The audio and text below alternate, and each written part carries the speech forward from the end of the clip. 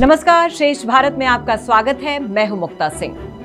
Monsoon सत्र को शुरू हुए 7 दिन का वक्त बीत चुका है, लेकिन अभी तक लोकसभा और राज्यसभा में विपक्ष का मणिपुर के मुद्दे पर हंगामा जारी है, जिसकी वजह से संसद अखाड़ा बनी हुई है।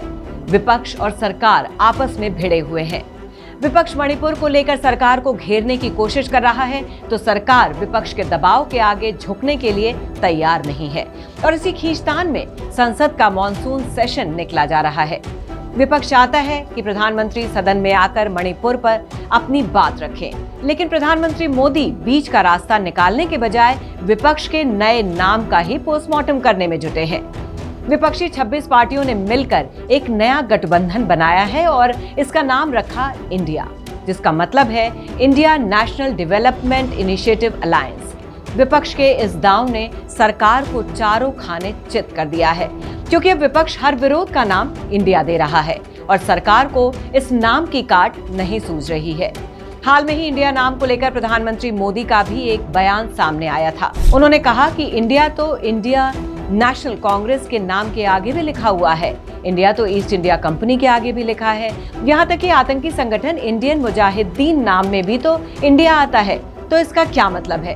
सवाल ये है कि क्या इसका मतलब है कि पीएफआई के नाम के साथ इंडिया जुड़ा हुआ है या फिर इंडियन मुजाहिदीन के नाम से इंडिया शब्द जुड़ा हुआ है? एक सवाल ये भी है कि पीएम के लिए जरूरी क्या है, विपक्ष के इंडिया नाम की काट खोजना और उस पर बयान देना, या फिर संसद को सुचारू तौर पर चलाने के लिए सदन में अपना बयान देना? वैसे तो भारत की राजनीति में विपक्ष का किरदार इस तरह का ही रहा है। सरकार चाहे किसी की भी हो, विपक्ष को तो सरकार का हर कीमत पर विरोध करना है। लेकिन पीएम मोदी जो संसद की चौखट पर सिर झुकाकर उसमें दाखिल होते हैं, उनके लिए तो संसद की गरिमा सर्वोपरि होनी चाहिए। उनको भी चाहिए कि ये विपक्ष के इंडिया नाम की राजनीति को छोड़कर मणिपुर के बिगड़े हालातों पर काबू पाएं। वैसे भी मणिपुर में हिंसा का दौर पिछले 2.5 महीने से चल रहा है, लेकिन जब नग्न महिलाओं का वीडियो वायरल हुआ तब जाकर पीएम का बयान सामने आया। क्या पीएम को नहीं चाहिए था कि इस मुद्दे की गंभीरता को समझते हुए उन्हें पहले बयान देना चाहिए था? चलिए हटाइए, बयान देने से क्या फर्क पड़ता है, लेकिन कम से कम धरातल पर तो पीएम का एक्शन नजर आना चाहिए था। तमाम अर्धसैनिक बल और सेना तैनात करने के बावजूद मणिपुर में सरकार हिंसा रोकने में नाकामयाब रही। 2 महीने बाद जब 2 महिलाओं का वीडियो वायरल हुआ, तब जाकर राज्य और केंद्र सरकार को होश आया। हालांकि कह सकते हैं कि होश तो अभी तक नहीं आया, क्योंकि मणिपुर में हिंसा का दौर अब भी जारी है। क्या भारत सरकार के पास इतने भी संसाधन नहीं है कि मणिपुर जैसे छोटे राज्य के हालातों पर काबू पाया जा सके? अगर ये हालात देश के किसी बड़े राज्य में हो जाएं, तो सरकार को तो लेने के देने पड़ जाएंगे। गृह मंत्री अमित शाह मणिपुर के इतने दौरे कर चुके हैं और हर दौरे के बाद उनका बयान सामने आता था कि हालातों को काबू में किया जा रहा है। लेकिन गृह मंत्री के ये बयान क्या जुबानी जमा खर्च थे या फिर जमीनी हकीकत पर कुछ कार्रवाई होती हुई दिखी है? जवाब है ना। और शायद केंद्र और राज्य सरकार की इसी लापरवाही की वजह से अब मणिपुर में हालात बेकाबू हो चुके हैं और लाखों लोग बेघर हो चुके हैं। सैकड़ों अपनी जान गंवा चुके हैं। कायदे से तो राज्य के लॉ एंड ऑर्डर की पहली जिम्मेदारी राज्य सरकार पर आती है, लेकिन इतने दिन की हिंसा और इतनी मौतों के बाद भी मणिपुर के मुख्यमंत्री कुर्सी पर काबिज हैं। खुद को पार्टी विद डिफरेंस बताने वाली बीजेपी को कायदे से अब तक उनसे इस्तीफा ले लेना चाहिए था, लेकिन जब बात सत्ता की आती है तो किसी पार्टी में कोई अंतर नहीं रह जाता है। सबका एक ही मूल मंत्र है, जब तक चिपक सकते हो कुर्सी से चिपके रहो। चिंता वाली बात यह है कि हिंसा की ये आग पास के राज्य मिजोरम में भी फैल रही है, जहां से मैतेई लोगों को मिजोरम छोड़ने के लिए कहा जा रहा है। लेकिन अभी भी सरकार इस मामले में दखलंदाजी करने के बजाय उसे दबाने में लगी है। कुल मिलाकर मणिपुर मुद्दे पर सरकार से सवाल पूछे जाने चाहिए और विपक्ष का सवाल पूछना लाजमी भी है। सरकार को भी चाहिए कि वो मणिपुर पर अपनी स्थिति स्पष्ट करे और हालातों को कैसे काबू में किया जा रहा है उसका ब्यौरा दे। उल्टा पीएम की तरफ से विपक्ष के इंडिया नाम को लेकर आया बयान उनकी परिपक्वता नहीं दिखाता है, जैसी उनसे हमेशा उम्मीद की जाती है। दूसरी ओर विपक्ष की मणिपुर के हालात पर चिंता कम और राजनीति ज्यादा दिखती है।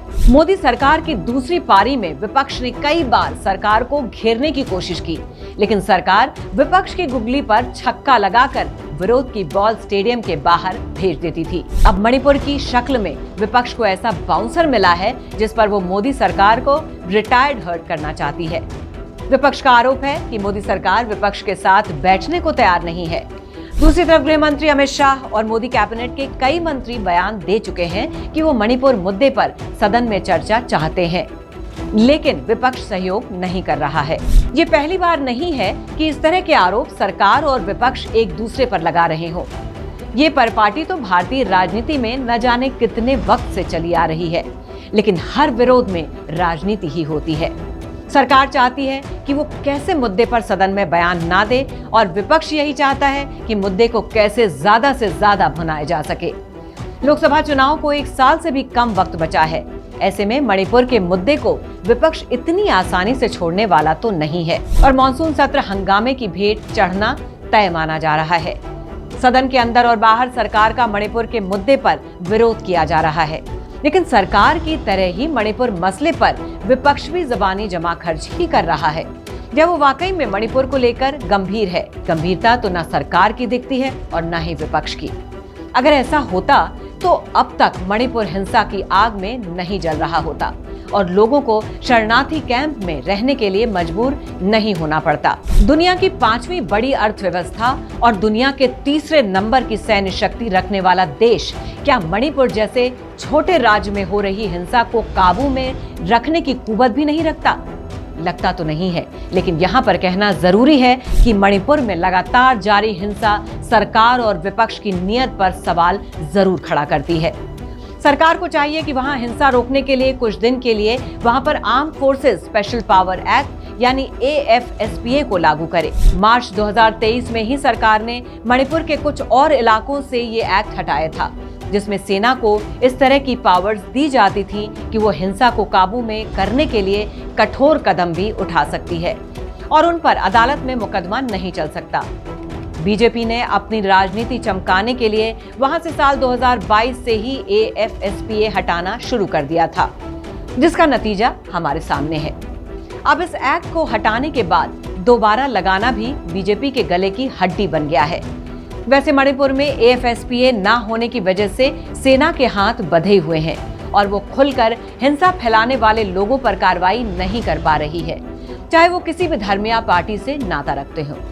तो फिलहाल की इस खबर में बस इतना ही। बाकी खबरों के लिए देखते रहिए श्रेष्ठ भारत। पर खबरों से जुड़े रहने के लिए चैनल को सब्सक्राइब करें, बेल आइकन दबाएं और देखते रहें श्रेष्ठ भारत।